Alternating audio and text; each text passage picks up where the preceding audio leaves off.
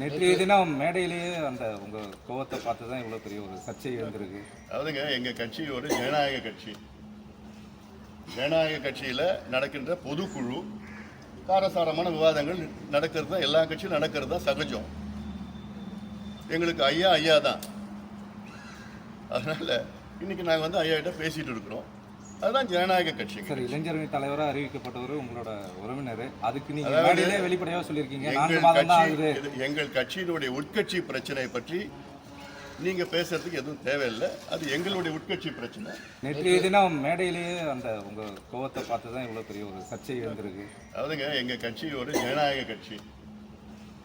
ஜனநாயக கட்சியில நடக்கின்ற பொதுக்குழு காரசாரமான விவாதங்கள் நடக்கிறது தான், எல்லா கட்சியும் நடக்கிறது தான் சகஜம். எங்களுக்கு ஐயா ஐயா தான். அதனால இன்னைக்கு நாங்கள் வந்து ஐயா கிட்ட பேசிட்டு இருக்கிறோம்.